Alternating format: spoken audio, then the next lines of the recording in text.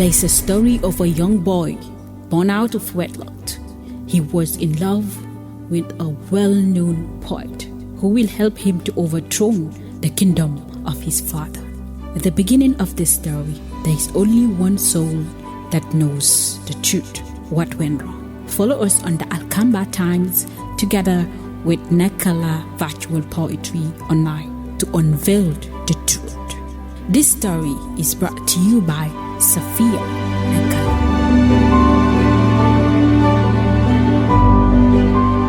The arrogant king in the village. The king's speech. We are the trade, the flesh of their bond.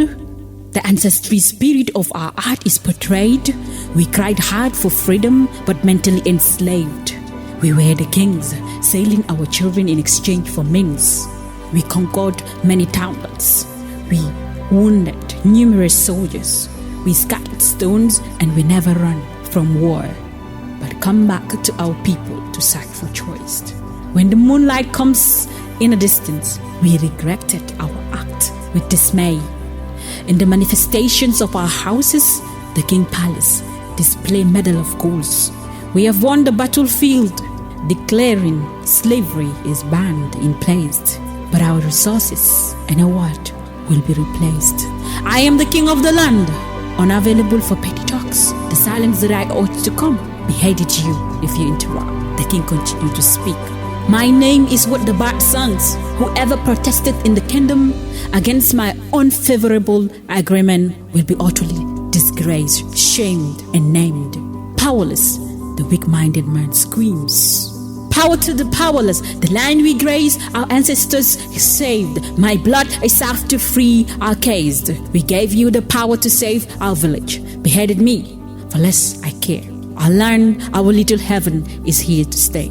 As the king walked out of his throne, thousands of people were silent in shame. The sound of his foot could be heard. The king spoke. My name is what the bird sang. Within minutes, he chopped off the man's finger, whispering in his ears, the village isn't afraid, but I will freeze them within minutes. A woman appeared in light from a ray of sunlight, uniquely dressed in a red gown. He's your son, so some mercy I seek.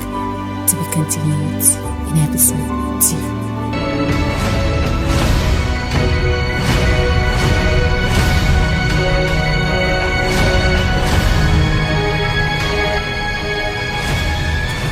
Previously, the arrogant king in the village, in the prison, episode 2. There is a reason for every crime. The brave man bleeding profusely, red his brown eyes bursting into tears, energetically told behind bars. The door clamped shut. He took a deep breath. I am not my father. Neither will I spare him, nor will I give him chance. A figurative voice responded from the prison. You challenged your father at the milky stage. His eyes could have finished you. Your piece of legacy needs patience. You are purely a perishable puppet. I have pleaded for your release. You will meet your architect father. None will you give a taste of what, or else you'll be banished from this kingdom.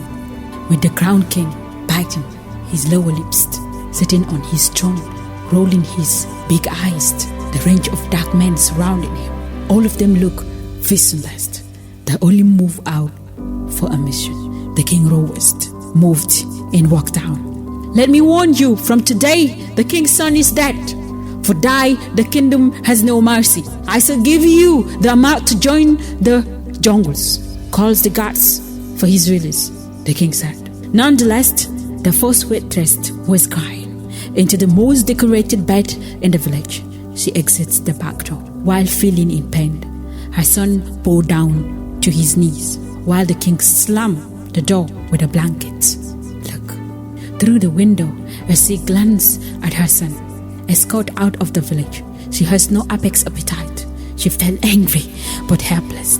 This is a slave that has been raped several times. In the eyes of the bodyguards, she is the king's favorite girl. She is beautiful, brown-eyed, with a tiny voice, and she is truly left alone. But ironically, she's been hated because of how the public views her as the closest female friend of the king. Every beat of her suffering was written, yet she holds so tight to her throat. and believes to tell her story someday. She was noble with her faith despite a few trusted bodyguards of the king nosed. Her voice was motionless as the apple of her eyes sleep. When the night enters, the king calls for her service. He throws a party in his bed. Green ribbons all over the stylish room, with bottles of classic wines to toast. The king's favorite girl dresses up in a flash-like nightly stream, while the melody rhymes in the music. The night gets deeper with the strange noise of the waterfall from a distance, his chest touching the pillars of the bed. Gazing his eyes at the favorite girl, she cries loudly with her tiny voice. The wind blows beautifully, teasing the woman with a smile. "I'm not your dislike. You have no choice but to obey." A voice responded from the dark room, with a shining knife seen through the darkness. "Free the woman, or I will cut off your throat. Your sweet smiles will go invalid, you little piece of trust." Twisting his knife directly to the king's face. As the voice turned closer, the king started trembling. "My experience is mine. My blood is not cold, and you are not bold." Under the dim green lights, I shed tears of yellow. "I don't wash dishes with my knife, my little crown king. Blood is thicker than the gentleman heard me from his chest."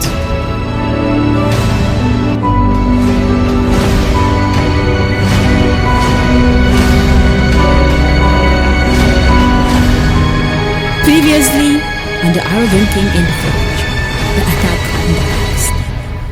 The cleared man awakes at night to test the strength of his guitarist with his cigarette, so far being the only light seen from a degree. As he peeped out his head, for the first time his blood froze.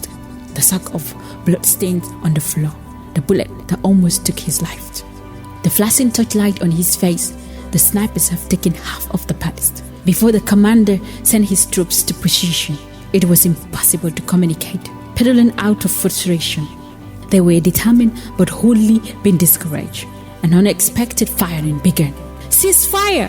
We are not enemies. We have only one big enemy. Maybe our motives are the same. Maybe we can fight to end our suffering." The strange voice shook a cake. The snipers rolling on both sides. The guards were flying down from the tower. The tension was on high gear, and the guards went on this perch. The eagle bird was managing to escape. In the cage, the bird sang with wisdom. "My king is innocent. To him I will surrender. My king is the hero. My village celebrates. You can cage my body, but not my soul. You can tie my legs, but not my thoughts." The moonbeam was like a blade protruding through the window as the eagle bird disclosed its eyes and lay quiet asleep. The beautiful woman pageant out in the king's bed like a mirror, hiding her face away while holding on the blanket. The king's bruised face already been mixed, gasping for air, struggling to breathe. The knife was placed on his throat. He said, "I can breathe again. May I know my crime?" When the gentleman released him down with an aggressive slap, he'd, "Please do not finish me. There is room for negotiations." The king begged again. The gentleman repeated, "My little brother's finger was chopped off. How about your arm?" The king said, "A donkey might kick his son, but doesn't hate him." "Then I was right. If I chopped off your arm, I want to know my brother's whereabouts. My mother too, unknown." The man kept on poking him. The prisoners escaped, pouring their feces as tear gas, covering their faces with masquerades. The guards couldn't make the best use of their legs, but to obey their commands. Marching out their voice aloud, press freedom at last. The fountain of dignity is found. The poor masses were crying, but today we will laugh. Back into the room of the king, his son continued to give him counsel. "My name is withstanded. The blood power in your hands. You take over speech with no bands.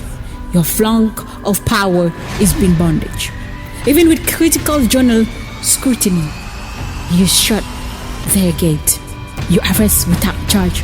Power is power, but today is our power. None can you stop the poems that we're supposed to build." To be continued in episode 4.